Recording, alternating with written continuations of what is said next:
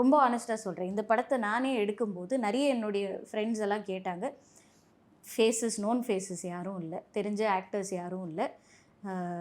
எப்படி இந்த படத்தை எதுக்காக நீ எடுக்கிற, இதனால உனக்கு என்ன கிடைக்க போகுது, இதுதான் வந்து வாஸ் த கொஸ்டின்.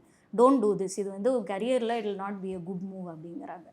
பட் நான் அதை நம்பலை. குட் ஆர்ட்டை வந்து சப்போர்ட் பண்ணணும். இது came with a very beautiful movie.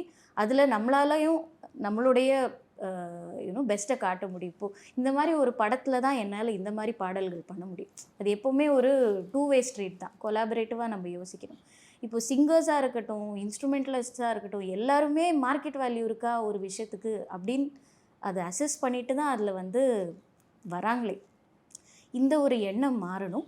At the same time independent ஃபிலிம்ஸ்க்கு வந்து நல்ல பட்ஜெட்டோட, இப்போ 25 lakhஸில் இது முடிஞ்சதுன்னா நிறைய கஷ்டப்பட்டு தான் அவங்கவுங்க ஒவ்வொரு டெக்னீஷியனும் அவங்க டைம் அண்ட் ரிசோர்ஸஸ்லாம் நிறைய ஃப்ரீயாக கொடுத்துருக்காங்க. ஸோ ஒரு குட்வில்ல வந்து நடந்த ஒரு ப்ராஜெக்ட்.